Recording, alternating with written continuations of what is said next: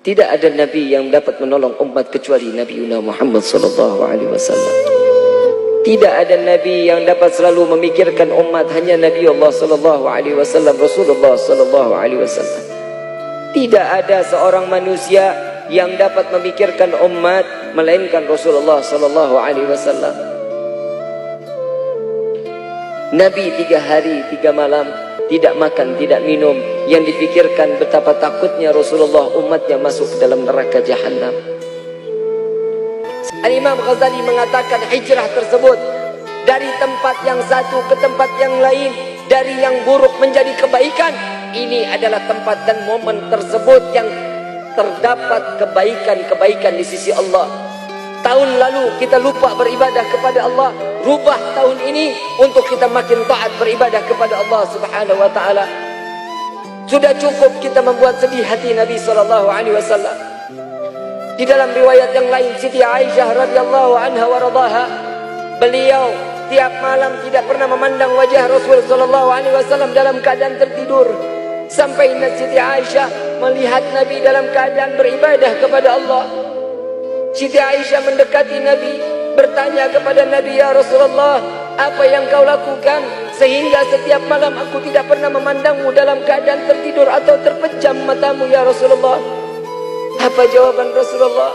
"Ya Aisyah, apabila aku menjamkan mataku, siapa yang akan menangisi umatku agar mereka terselamatkan dari api neraka jahanam? Setiap malam aku harus menggelar daripada sorbanku ya Aisyah. Tidak kurang dari 1000 rakaat aku salat taubat kepada Allah.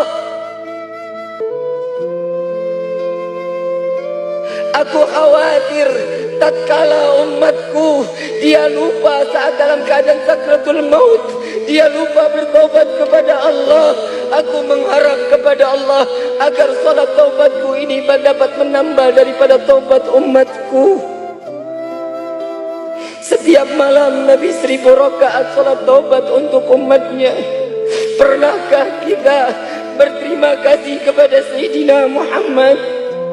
Pernahkah kita mengucapkan syukur kepada Allah bahwa kita diciptakan oleh Allah sebagai umat Nabi Muhammad?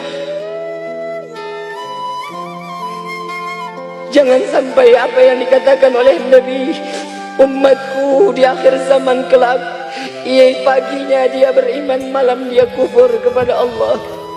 Malamnya dia beriman, paginya dia kufur kepada Allah. Ya Allah, jauhkan kami daripada kekufuran. Ayuhal khadirun jamaah rahimakumullah. Perjuangan Nabi tidak terhenti sampai semasa hidupnya. Bahkan sampai meninggalnya Nabi SAW yang diingat adalah umat. Sudah pernah kita menjawab panggilan Rasulullah? Saat sakratul maut Nabi mengatakan ummati, ummati, ummati. Dengan penuh kasih sayang Nabi memanggil umat. Pernah kita menjawab labbaik ya Rasulullah, labbaik ya Rasulullah, labbaik ya Rasulullah? Tidak ada lisan lagi yang dapat menjawab dari perkataan Nabi Muhammad. Dosa apa lisan kita ini? Bukan hanya memanggil, tapi memberikan satu kunci di hadapan Allah.